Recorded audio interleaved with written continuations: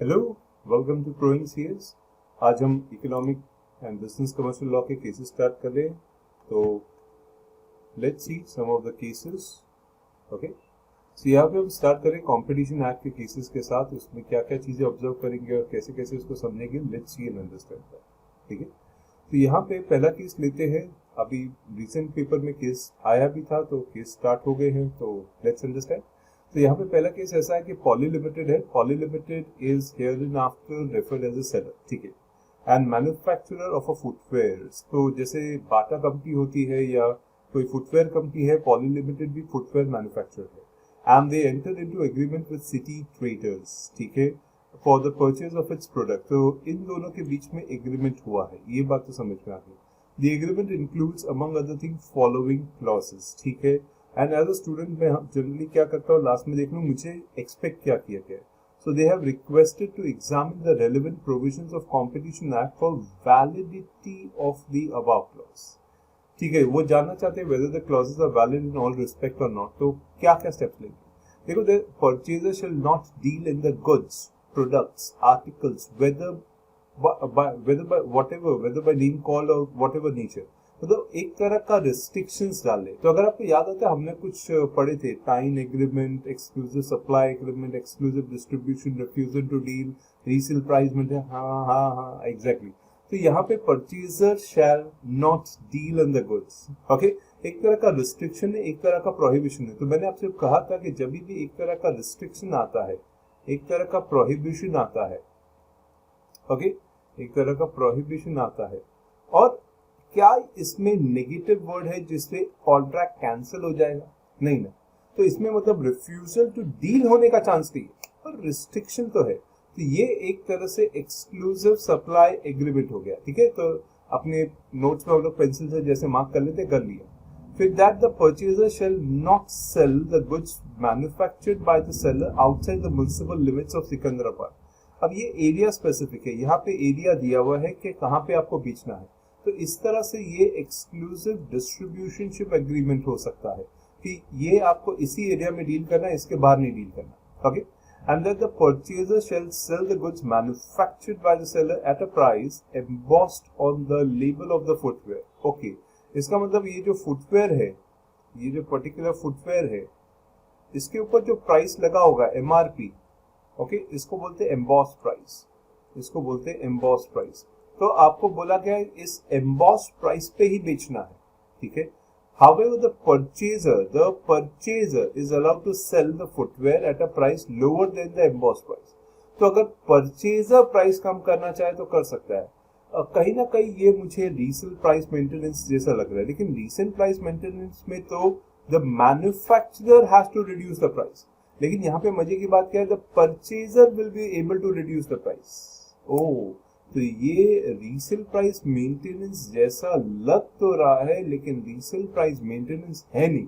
अगर लिखा होता manufacturer will be allowed to reduce the price and the purchaser has to sell at the reduce price, ये dictation of terms होता है, यहाँ पे फिर इशू आ जाता है। ठीक है, तो इसका आंसर हम ऐसे लिख सकते हैं, clauses 1 restrict the purchaser to deal in the goods of the manufacturer.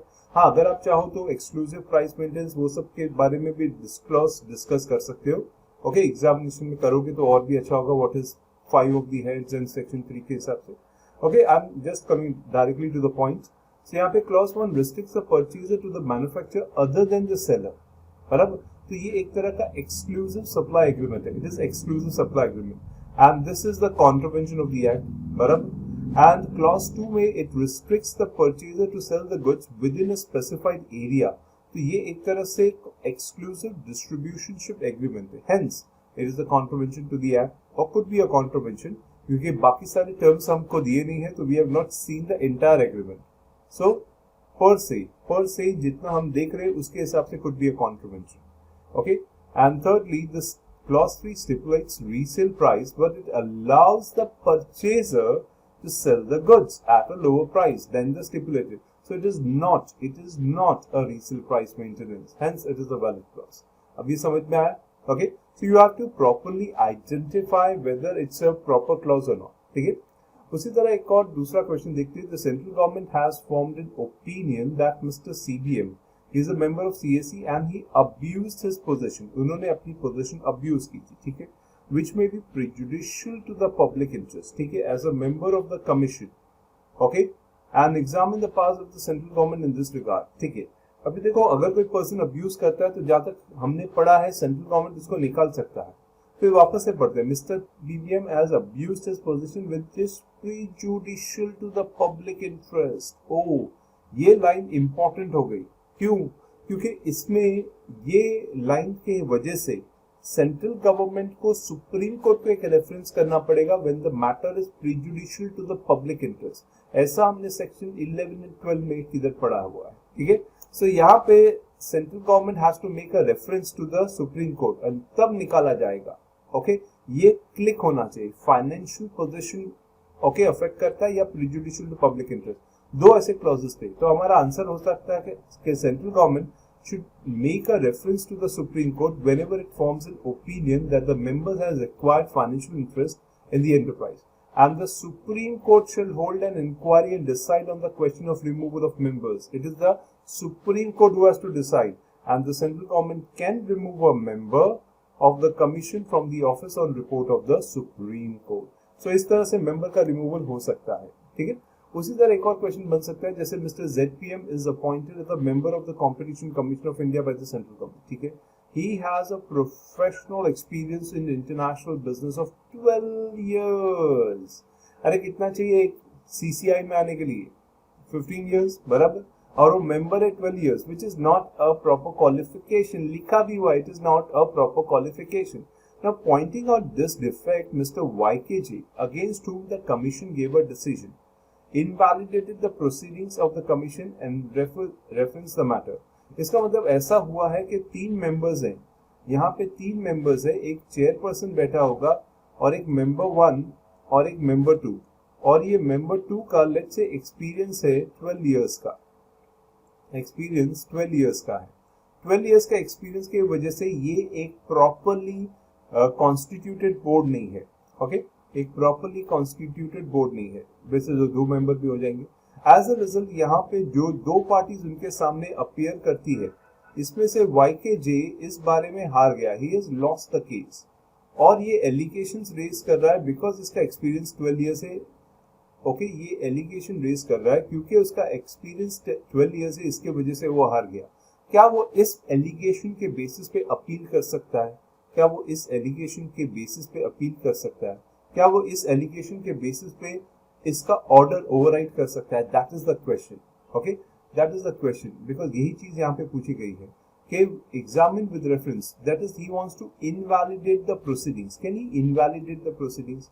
यहाँ पे अपील है मेरी, he wants to invalidate the proceedings, okay, can he invalidate the proceedings in this fashion?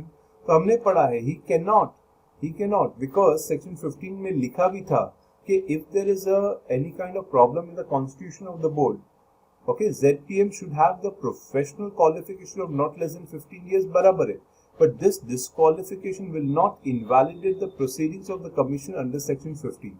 ये अपने आप में इनवैलिडेटिंग पॉइंट नहीं बन सकता, ओके। नाउ ABC मेड, समझा, क्लियर? तो ये अपने आप में इनवैलिडेटिंग पॉइंट नहीं बन सकता क्योंकि आपको आपका केस आपके मेरिट्स पे लड़ना है और मेरिट्स पे आगे लेके जाना है, ठीक है। ABC has made an initial public offer of certain number of equity shares. Whether the shares can be considered as goods under the Competition Act before allotment, okay, quite a good question. यहाँ पे goods का definition discuss कर सकते हैं as per the Competition Act. Goods here means goods as defined in Sale of Goods Act. It includes products manufactured, processed or mined, products manufactured, processed and mined in relation to goods supplied, distributed, controlled in India, goods imported, ठीक है। ABC has made an IPO, ठीक है, and the number of equity shares उसने apply किया, अभी तक उसको allot नहीं हुए हैं। तो यहाँ पे it is not good because shares and debentures are goods only after allotment, okay, only after allotment. So अगर आप गुड्स की बात करो तो shares and debentures are goods only after allotment. आप गुड्स का डेफिनेशन लिख के फिर ये बता सकते हो कि shares and debentures actually goods बनते हैं जब उसका अलॉटमेंट कंप्लीट हो जाता है, ठीक है। Then that apart, the next question is, examine with reference to the Competition Act whether a government department supplying water for irrigation to the agriculturalist levying charges for the water supplied and not water tax can be considered as enterprise. Can they be considered as enterprise? Well, the answer is clearly yes. क्योंकि government department is supplying water for irrigation to the agriculturalist and after levying charges, ये जो charges थे ये taxes नहीं थे, ये water देने के चार्जेस थे. एज अ रिजल्ट ये यहाँ पर अगर आप क्लोजली ऑब्जर्व करो तो that can very well become one of the factor. Okay, यहाँ पर वी कैन से यहाँ पे इसके बारे में ये बोल सकते हैं दैट इज द एंटरप्राइज. अब यहाँ पे इसको एंटरप्राइज के डेफिनेशन को हम कैसे एनालाइज करेंगे, लेट्स सी दिस. यहाँ पे एंटरप्राइज मीन्स अ पर्सन और a department of the government.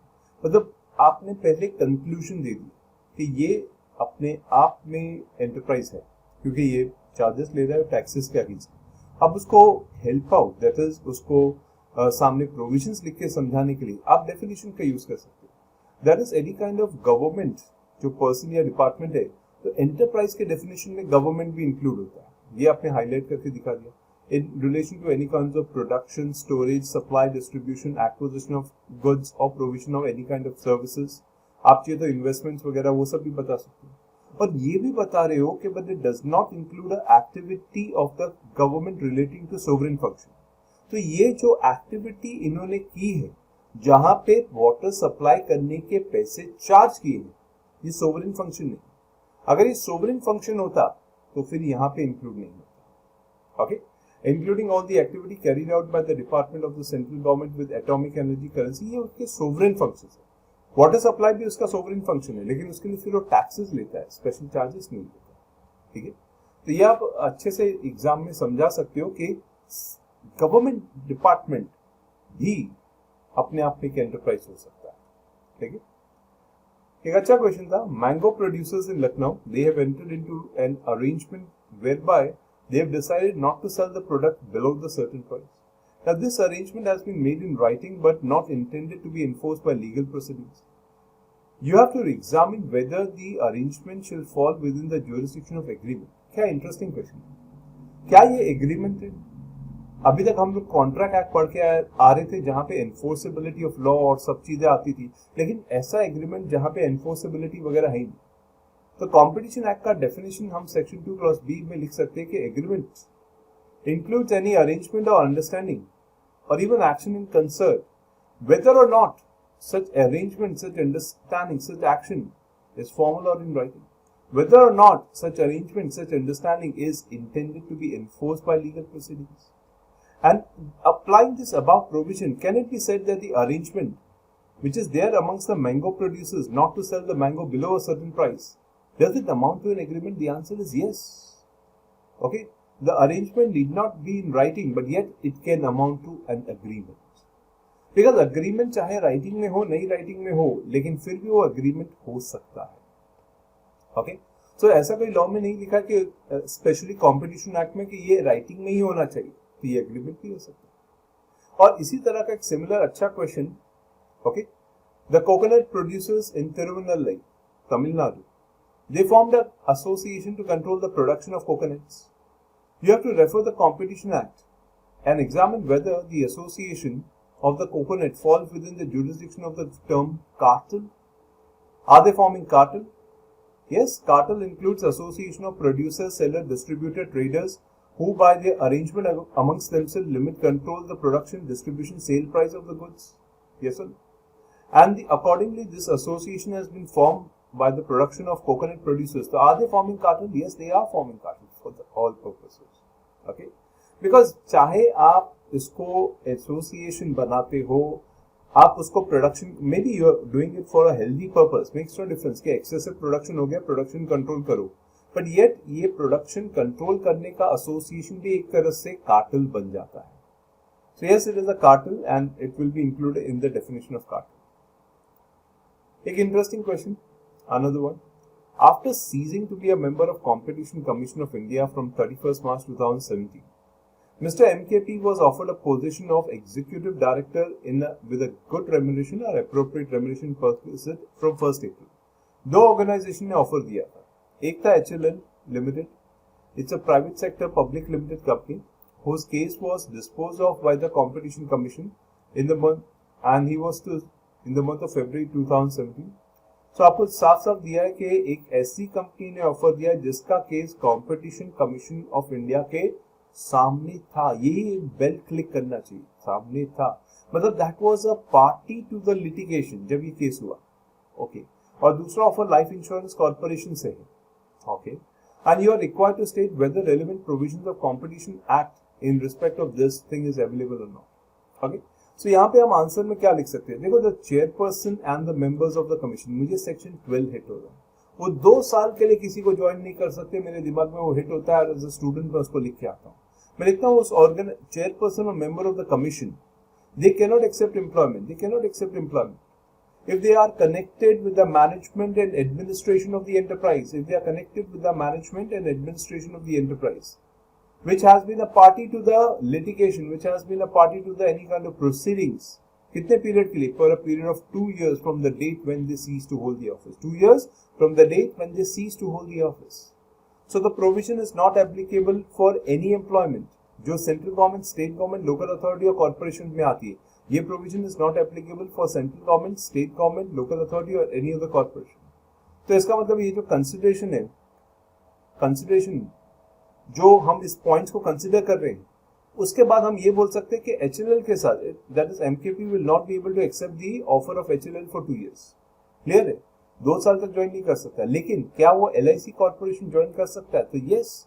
However, LIC Corporation is a corporation set in the Central Government Act and does not apply, the restriction does not apply to them. MKP can accept the offer to join the executive director position with them from 1st April 2017 if he wants to. So आपने clearly बता दिया कि party to the proceedings के साथ आप 2 साल तक join नहीं कर सकते. Provision भी लिखा, facts भी लिखा और facts को उसके साथ incorporate करते हुए लिखा. So यही ability चाहिए आपके answers में. Okay.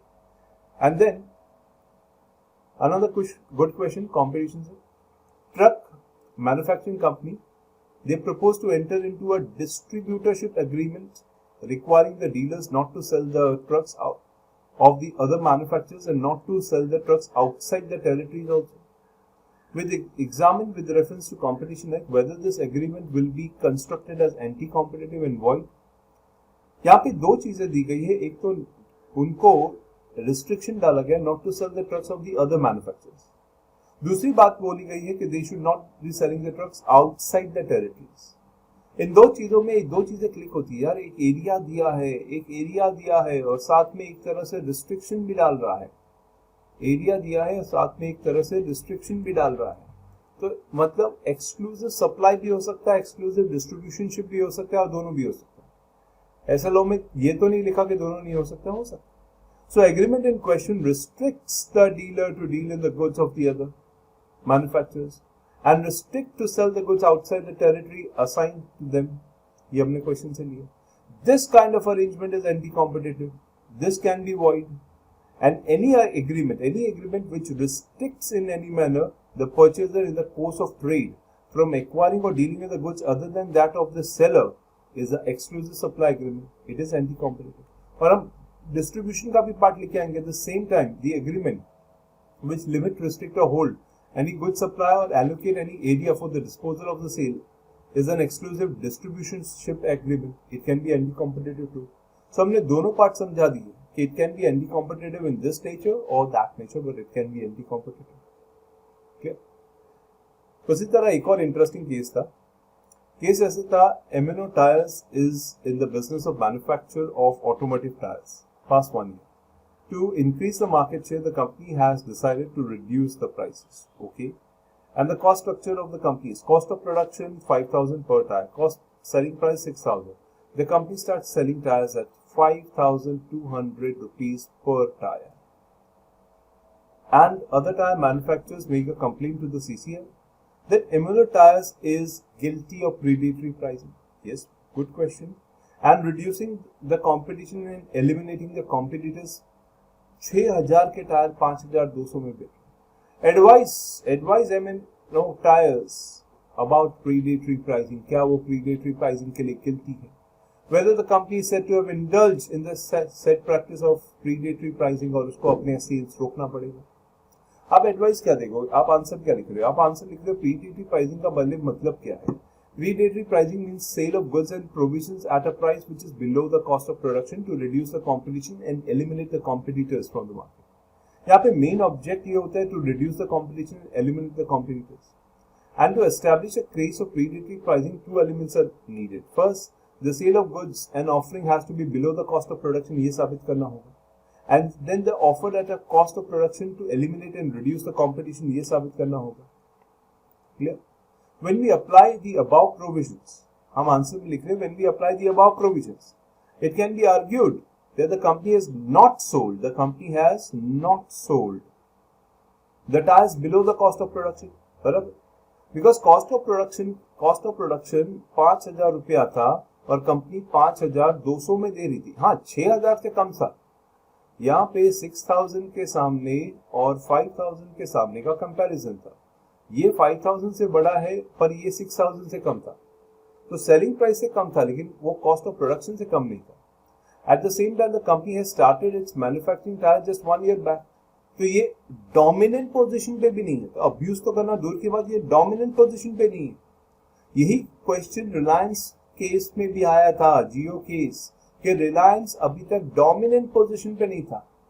ओके, आज हो सकता है, तो आज बहुत अच्छा प्लेयर हो गया, पर उस टाइम पे नहीं था जब ये क्वेश्चन उठा था सीसीआई के सामने। And therefore it can not be argued that the company is enjoying a dominant position in the market और has secured a major market. The company is new and it can take the shelter in the lower than price in which the tire is sold in the market by means of promoting its product in the market. So there is no fact available to indicate the intention on the part of the M&O tires to reduce and eliminate the competition in the tire market. So they are not reducing, they are not eliminating the competition. They are not even dominant. So company has not adopted any kind of predatory practice. देखा आपने कैसे समझाया, मतलब पढ़ने पे मालूम पड़ता है कि सामने वाला मुझे समझा रहा है। ओके, तो आपने सेंटेंसेस के स्ट्रक्चर ऐसे रखना जैसे आप किसी को समझा रहे हो, so then you get a good marks. Okay, ना सिर्फ बता रहे हो, that's where the difference is. Majority students के आंसर सिर्फ बताते हैं, समझाते नहीं। ओके, चलो ये आता है क्वेश्चन, इसके अंदर बहुत स्पेसिफिक रहना होता है अपने को। यहाँ पे है with reference to the relevant provision of competition act rules and regulations advice on the following, do the following amount to anti competitive agreements. अब देखो, ये वैसे तो 4 मार्क का क्वेश्चन था, 1-1 मार्क के लिए आया था, तो आपको बहुत स्पेसिफिक है कि ये इस नेचर में है और क्या ये एंटी कॉम्पिटिटिव है कि नहीं। ओके, लेकिन स्टार्टिंग में आप सेक्शन 3 भी डिस्कस कर सकते हैं, जैसे एन एग्रीमेंट रिक्वायरिंग डिस्ट्रीब्यूशन। अब ये सारे एक एक करके अपने को पढ़ने हैं और हमको पूछा, स्टार्टिंग में पूछ लिया क्या ये एंटी कॉम्पिटिटिव है कि नहीं। ठीक है, तो हम आंसर कैसे लिखेंगे? देखो, आंसर लिखने का तरीका ये है, आप लिख सकते हो as provided in section 3 of the competition act, no enterprise और association or a person or association shall enter into any kind of agreement in respect of production, supply, distribution, storage, acquisition or control which causes or likely to cause appreciable adverse effect on competition in India. ये section 3 लिख दिया। ठीक है, such agreements are called anti-competitive agreements, ये भी section 3 बता दिया। उसके बाद एक एक क्वेश्चन देखते हैं। An agreement requiring a distributor not to sell the goods of the manufacturer in the states other than Gujarat and Maharashtra. Okay, so Gujarat and Maharashtra store के और किधर बेचना नहीं। ठीक है, the agreement which is requiring a distributor not to sell the goods of the manufacturer in the state other than Gujarat and Maharashtra can be anti-competitive। आपसे इतना ही पूछा एंटी कॉम्पिटिटिव, ये हो गया एक्सक्लूसिव डिस्ट्रीब्यूशन अग्रीमेंट। बिकॉज आपसे इतना ही पूछा क्या ये एंटी कॉम्पिटिटिव हो सकता है, ये कौन सा वाला हेड में आता है, क्या फर्क पड़ता है? हाँ, ये हो सकता है क्योंकि exclusive distribution. Where is a stipulation in the agreement that the dealer shall not sell the goods below the stipulated price? क्या ये एंटी कॉम्पिटिटिव हो सकता है? ओके, आज बहुत से बच्चों ने, मैं स्टार्टिंग में पढ़ के मुझे भी लगता है रीसेल प्राइस मेंटेनेंस, मतलब एग्रीमेंट में ऐसे लिखा है कि तू डीलर इस प्राइस से कम में मत बेचना। हाँ, अरे पर रीसेल प्राइस में तो ऐसा लिखा होता है तू डीलर इस प्राइस से कम में बेचना, पर यहां पे लिखा कम में मत बेचना। ओ, कम में मत बेचना, अरे अरे ये रीसेल प्राइस मेंटेनेंस नहीं होगा, क्योंकि कम में मत बेचना लिखा है। अगर लिखा होता you dealer have to sell below the stated price, stipulated price, तो ये रीसेल प्राइस मेंटेनेंस हो जाता। तो हम आंसर में क्या लिख रहे हैं, हम आंसर में लिख रहे हैं the stipulation in an agreement that the dealer shall not sell the goods below the stipulated price is not anti-competitive। उससे ज्यादा रीजन क्या दिया, हमसे इतना ही पूछा है वेदर एंटी कॉम्पिटिटिव है कि नहीं, तो यही है, क्योंकि ये रीसेल प्राइस मेंटेनेंस नहीं है, ये अपने को क्लिक होना चाहिए। इसलिए मैं बोला एग्जाम में पेंसिल लेके हमेशा रेडी रखा करो, ताकि आप अपने थॉट्स भी लिख सकते। An agreement which is containing a clause that there will be discontinuation in the supply of goods if the dealer is also dealing in suppliers। ओ क्या वर्ड यूज किया, डिसकंटिन्यूएशन। ऐसा तो हम तब बोलते हैं जब हम लोग रिफ्यूज कर रहे हैं, रिफ्यूजल टू डील। रिस्ट्रिक्शन या प्रोहिबिशन होता तो एक्सक्लूसिव सप्लाई था, लेकिन मैं तेरे से काम ही नहीं करूंगा, मैं तेरे से डिसकंटिन्यू करता हूं, ये रिफ्यूजल टू डील हुआ। और अगर रिफ्यूजल टू डील हुआ तो मेरे आंसर में क्या आएगा, मेरे आंसर में आएगा an agreement containing a clause that there will be discontinuation. इस सर आप तो सेम क्वेश्चन वाला पॉइंट ही लिख रहे हो। एग्जैक्टली आप ये तो लिख भी सकते हो, आप ये लिख सकते हो it is not RPM side में, अगर एग्जामिनर को दिखाने के लिए। ओके, तो if the dealer is not dealing in the suppliers good, आपने पूछा एंटी कॉम्पिटिटिव है कि नहीं, yes it is anti competitive, because यहां पर आप कर क्या रहे हो, आपने डिसकंटिन्यूएशन की बात की है, आपने रिफ्यूजल टू डील की बात की है, और ये अपने आप में एंटी कॉम्पिटिटिव हो सकता है। क्लियर। और फिर पूछते हैं the agreement stipulating a source of raw material for insuring good quality exported. आप हमारे प्रोडक्ट को यूज करोगे अच्छा एक्सपोर्ट करने के लिए, आप हमारे प्रोडक्ट्स के रॉ मटेरियल यूज करोगे अच्छा एक्सपोर्ट करने के लिए, पर इसमें एंटी कॉम्पिटिटिव कहां से आ रहा है, आप हमारे प्रोडक्ट को यूज करोगे अच्छा एक्सपोर्ट करने के लिए हमारे प्रोडक्ट, हाँ, पर इसमें एंटी कॉम्पिटिटिव कहां से? अरे ये तो बिजनेस के लिए ठीक है, that is just a business clause. Okay, तो एज अ रिजल्ट ये एंटी कॉम्पिटिटिव नहीं है। So agreement stipulating the source of raw material is not anti competitive. और अगर मैं स्टूडेंट के हिसाब से सोचूं तो टाइन एग्रीमेंट नहीं था, रिफ्यूजल टू डील नहीं था, एक्सक्लूसिव सप्लाई नहीं था, एक्सक्लूसिव डिस्ट्रीब्यूशन भी नहीं था, या फिर मैं बोलूं रीसेल प्राइस मेंटेन नहीं था, तो फिर ये तो बिजनेस क्लॉज हुआ। क्लियर। तो ये अपने आप में एंटी कॉम्पिटिटिव नहीं हो सकता। Okay, very good question. Okay, अच्छा गुड क्वेश्चन क्या है बताता हूं। KUN mister Kun initially appointing as a chairperson of the competition commission 1 June 2050 for a term of 3 years when he was exactly 58 years के थे। So कुन को appoint किया था CCI का चेयरपर्सन जब वो 58 years के थे। The central government is considering to reappoint him after a term of maximum period permissible in law. State the period till which he can be appointed and what will happen to the place of office of the chairperson। पहले तो इतना समझा question क्या है, यहाँ पे पढ़ने के बाद पहले रुक जाने का। क्वेश्चन बोलना क्या चाहता है, मिस्टर कुन थे 1 जून को अपॉइंट किया था 3 साल के लिए, उसके बाद 58 years के। And what will happen to the place of office of a chairman if there is a vacancy? ये तो डायरेक्ट क्वेश्चन है, in case of death or resignation। And what will happen to the place of the chairman in case he is unable to discharge its function? ठीक है, ये भी handle हो जाएगा। सो अब बचा मिस्टर कुन की बात करें, तो मिस्टर कुन का अपॉइंटमेंट की बात करें तो यहाँ पे कुन के अपॉइंटमेंट में ऐसा था कि मिस्टर KUN कुन, ओके, ये आए थे 1 जून, ओके 1 जून 2015 को, तभी उनकी एज 58 years की थी। और क्वेश्चन में ऐसा लिखा है कि he was to be appointed for कितने टाइम के लिए, 3 years। ठीक है, तो 3 years का उनका टर्म था, उनका टर्म 3 years का था, 3 years का। तो आफ्टर 3 years, that is 15 से 16, 17, 18, that will be 1 June 2018। और 58 से 59, 60, 61, उनकी एज 61 years की हो जाएगी। ठीक है, और अगर उसको मैक्सिमम टर्म के लिए अपॉइंट करना है, मैक्सिमम टर्म, तो यहाँ पे हम मैक्सिमम टर्म वैसे तो 5 years का होता है, ठीक है, लेकिन हम क्या बोलेंगे कि यहाँ पे 5 years नहीं हो सकता, 4 years का होगा। क्यों? और 4 years का term, that is the term, इसका एक्सपायरी विल बी 1 June 18 से 19 2022 2022 तक, जब उनकी एज 65 इयर्स की होती है, क्योंकि हमें मालूम है 65 इयर्स के ऊपर वाले को अलाउ नहीं है, इसलिए 4 इयर्स का टर्म, ये उसका मैक्सिमम टर्म हो सकता है। अब इसको, ये हमने पेंसिल से काम कर लिया, रफ वर्क वगैरह, अब इसको आंसर में डालना है। यही आपका आर्ट है कि आपने रफ वर्क समझा दिया। कई लोग रफ वर्क समझा के सोचते हैं आंसर लिख दिया, नहीं, उसको आंसर में डालना है। आंसर में डालने का तरीका देखो, उसको समझो कैसे आंसर में डालना है।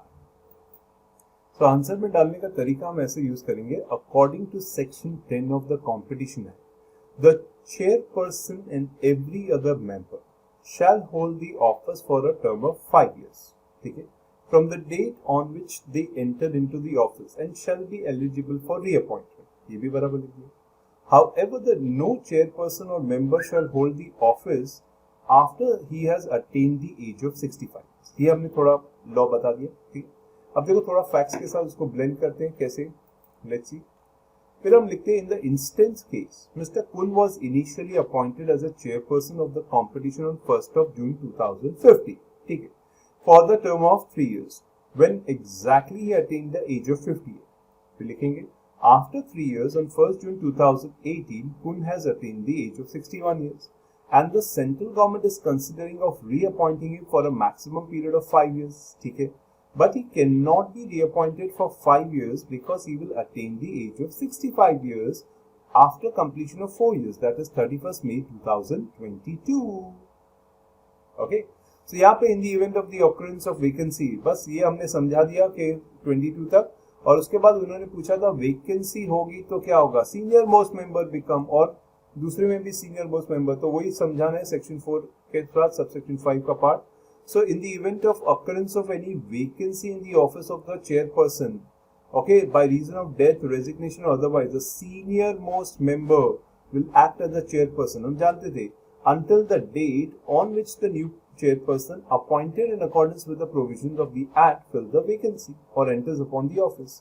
और अगर किसी की वजह से, इलनेस की वजह से हुई है, तो भी सीनियर मोस्ट मेंबर टेम्पररी बैठेगा, वो सब सेक्शन 5 में था, सेक्शन 10 के। So when the chairperson is unable to discharge his function owing to any kind of illness, बीमार हो गया बेचारा, so हम लिखते हैं senior most member shall discharge the functions of the chairperson until the date on which the chairperson resumes the office and functions। तो दोनों part हमने समझा दिए कि किस नेचर में जा सकता है, ये समझा क्या, ठीक है, फाइन। एक और केस, अच्छा केस, श्याम एंड कंपनी, सारे केसेस अच्छे हैं, हमने अच्छे केसेस लिए। Shyam and Company is engaged in the manufacture of cement, ठीक है, and it sold goods initially below the cost price for the years, and slowly other competitors went out of the markets. Thereafter, the enterprise changed the strategy, sold the goods above the cost price, made substantial profit. Is there any action that may lie in Competition Act? ओह, क्या smart आदमी है, पहले goods कम price पे बेचे, बाद में high price पे बेचना शुरू किया। Is there an action lies? Yes yes yes. Section 4 के बारे में लिखेंगे, इससे एक चीज समझ में आए, ये एक प्रीडेटरी प्राइसिंग का क्वेश्चन है, और जैसे दिमाग में प्रीडेटरी प्राइसिंग गूंजा, हमको मालूम पड़ा हमें प्रीडेटरी प्राइसिंग डिस्कस करना। सो सेक्शन 4 आता है, section 4 prohibits any abuse of dominant position by the person. There shall be abuse of dominant position if the enterprise directly or indirectly enforce unfair price conditions or discriminatory conditions, and the condition in the purchase of sale of goods services that can be unfair price, या फिर prices in the purchase of sale including predatory pricing can be unfair price conditions। Now predatory pricing का मतलब होता है when the goods are sold below the cost of production to eliminate the competitors or outsiders, okay। फिर हम लिखते हैं, in the given case Shyam and company has sold the goods below than the market price to reduce the competition. Yes, it abused the position, action can be taken for the abusing the positions. Yes yes yes, ले सकते हैं, ठीक है। सो हमने ultimately देखा answer तरीके का, पहले थोड़ा लॉ समझाते, मतलब कोशिश की समझाने की कि ऐसा होगा तो ऐसा होगा, ऐसा होगा तो ऐसा होगा, और इस केस में ऐसा हुआ था इसलिए ये डिसीजन ऐसा हुआ, ठीक है। फर्स्ट सिलेबस का एक क्वेश्चन था दिसंबर 19 के अंदर, JRF rubber tyre limited and royal tyres limited marketing their products in India propose to be amalgamated and the enterprise created as a result of the amalgamation will have the asset value of 950 crores, assets, turnover of 4000 crores. जब ऐसी चीजें मिलते hint मिलते जाता है, ये combination की तरफ जा रहा है. Whether the proposed amalgamation, that is हम लोग यहाँ पे क्या यूज करेंगे, combinations. तो काफी हद तक ये कॉम्बिनेशंस की तरफ जा रहा है. तो यहाँ पे आपने को पूछा है whether the proposed amalgamation attracts competition. whether मतलब आपने को थ्रेशोल्ड लिमिट से रेलेवेंट पार्ट उठाना है कि whether it attracts the competition at assets 950 crores, turnover 4000 crores, दोनों कंपनी इंडिया वाली है. ओके ठीक है. सो हम लिखेंगे section 5 of the competition act deals with combination of enterprises. The amalgamation of enterprise shall be a combination if the enterprise as created as a result of amalgamation have either in India assets of more than 2000 crores or turnover more than 6000 crores. तो दोनों company India वाली थी. Relevant threshold लिख दिया. In the present case, the proposed amalgamation between GRF Rubber and Ronald Tyres will not attract the provision of competition because the asset is not exceeding 950 crores or turnover 6000 crores. Assets and turnover are below the threshold. Yes, हो गया था. और ये वाला question दिसंबर 2020 में आया था 5 marks के लिए. That was the last paper that has happened. So, Elite Club is a club of 8 Indian banks. ठीक है. The clubs covers the entire Indian territory for its operations and dealings. ठीक है. The club covered entire India with a view of fixing the rates of deposits, lending and other rates on banking facilities. ठीक है. The club covered all the banking products and services for the private sector households, including commercial customers, as well as fees of the customers have to be paid for certain services. ये भी ठीक है. मतलब यहाँ तक तो हमको question समझ में आया. Let's see आगे ये बोलना क्या चाह रहा है. The club also provides services for money transfers and export financing. वो भी ठीक है. One of the customer of the bank. अब आया question. One of the customer of the bank, which is a member of a club. Remember, the customer is not the member. The bank is a member of a club, and the customer is making a complaint that the club is acting as a cartel. Oh, अब आया असली question. Customer बोलता है कि ये cartelisation है and Competition Commission of India must take an action. Okay, अगर पूरे क्वेश्चन को ध्यान से पढ़े, एक क्लब है 8 बैंक्स का, ठीक है, और ये साथ में मिलके ऑपरेशंस करते हैं, डिपॉजिट रनिंग करते हैं, लेट फिक्सिंग करते हैं ताकि मार्केट में एक स्टेबिलिटी बनी रहे. ठीक है. और ऑल बैंकिंग प्रोडक्ट्स वगैरह इंक्लूडिंग कमर्शियल कस्टमर्स फीस भी साथ में मिलकर डिसाइड की जाती है. वो भी ठीक है. अब यहाँ पे क्या अप्रोच ली जाए. देखो, जब मैं कार्टेलाइजेशन की बात करता हूँ, सो कार्टेलाइजेशन होने के लिए कुछ सर्टेन फैक्टर्स होते हैं. हम साथ में मिलकर काम करते हैं, वो अलग बात है, लेकिन क्या हम दूसरों को काम करने से रोक रहे हैं, क्या हम मार्केट में एंटी कॉम्पिटिटिव प्रैक्टिसेस प्रमोट कर रहे हैं, ये देखना होगा. ठीक है.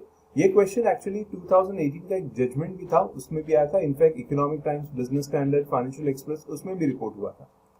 हम पहले लॉ से समझाते हैं कि cartelisation includes any kind of association of producers, sellers, distributors, traders, service provider who by agreement amongst themselves limit, control, attempt to control production, distribution, sale, supply और trade. तो क्या ये कंट्रोल कर रहे हैं, क्या ये लिमिट कर रहे हैं. इसके साथ साथ हम कुछ फैक्टर्स भी देखते हैं. CCI have to regard to the following factors while determining titles, whether they are creating barriers into the markets, okay, or whether they are driving existing competitors out of the market, or whether there is a foreclosure of competition in the market, anything like, or accrual of benefits to the consumers, or whether there is some kind of improvement in production or provision of service or promotion of technical scientific service. ऐसा कुछ हो रहा है.